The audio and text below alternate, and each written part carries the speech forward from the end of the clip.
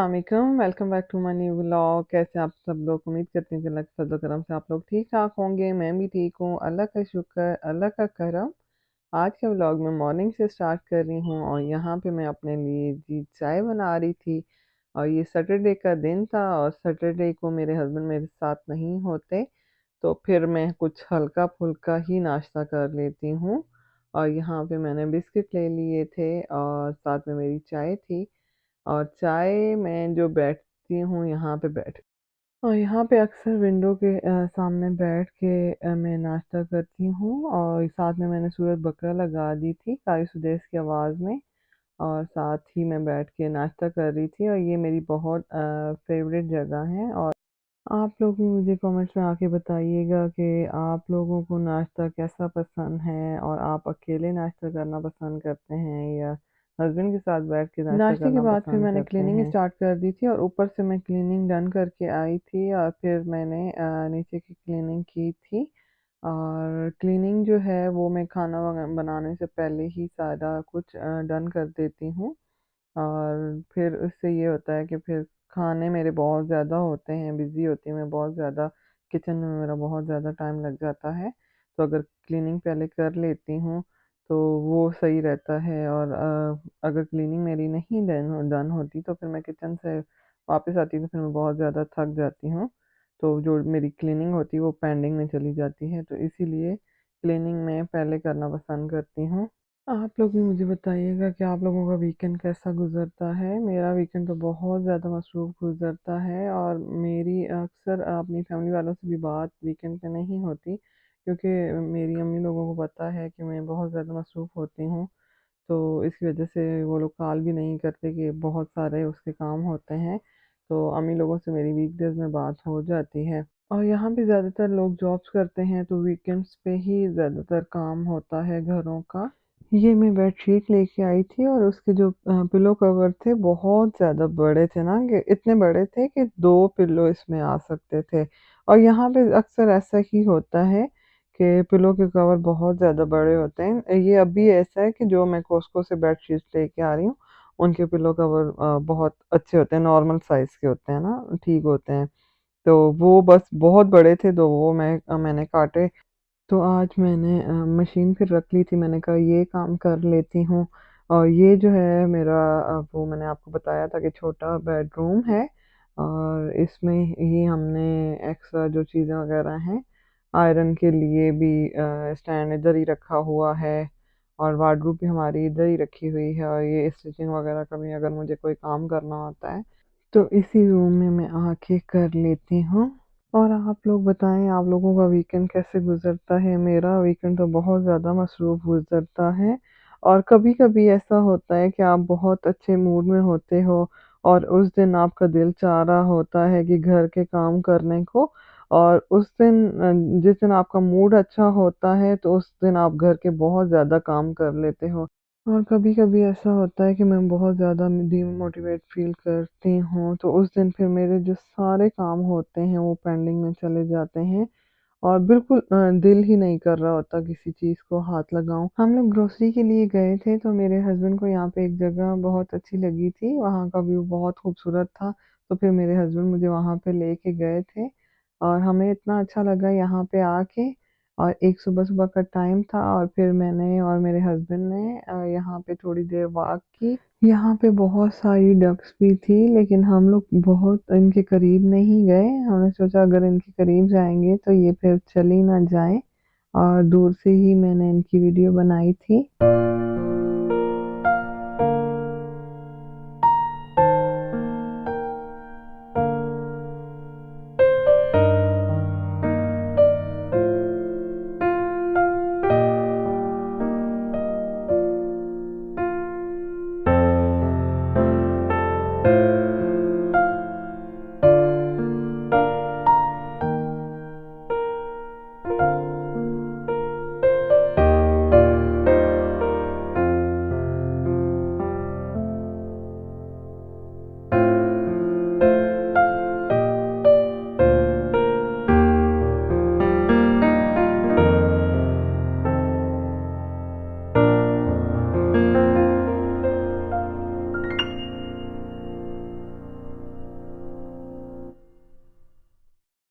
पे जी वापसी पे हम लोगों ने ग्रोसरी की थी और ग्रोसरी के बाद फिर हम लोग घर के लिए निकल आए थे और आज मेरा इरादा था कि मैं जी नान बनाऊँगी। डो मेकर में मैंने सब कुछ डाल के रख दिया था। मैंने मैदा लिया था, ईस्ट ली थी, सॉल्ट लिया था और थोड़ा-सा ऑयल लिया था और पानी डाल के इसको रख दिया था और यहाँ पे डो रेडी हो चुकी। फिर डो को मैंने 1-2 घंटे के लिए रखा और यहाँ पे जो मेरी डो थी वो डबल हो चुकी थी। इसका मतलब था मेरी डो बिल्कुल रेडी हो चुकी है। यहाँ पे अब मैंने डो सारी निकाल ली थी और इसमें जो भी बबल होंगे वो मैं बबल्स निकाल दूँगी और उसके बाद मैं पेड़े बना के रखूँगी और पेड़े बना के मैं थोड़ी देर के लिए इसको रखूँगी और उसके बाद फिर मैं इसके नान बनाऊँगी।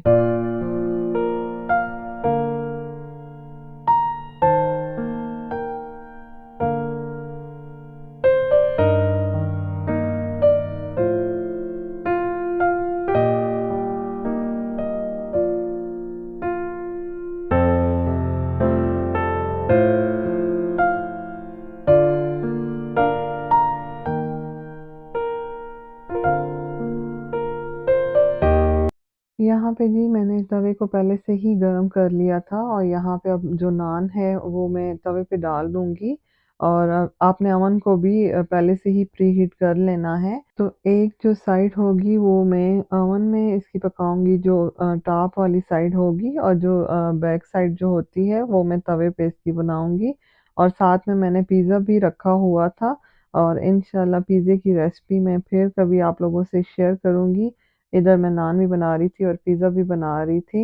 इंशाल्लाह मैं अपकमिंग वीडियो में आपसे पिज़्ज़ा की रेसिपी भी शेयर करूँगी और ओवन में बिल्कुल परफेक्ट नान बनते हैं और आप लोग भी ट्राई कीजिएगा और मुझसे कमेंट्स में आके शेयर कीजिएगा। आई होप आपको मेरी नान की जो रेसिपी है वो अच्छी लगी होगी।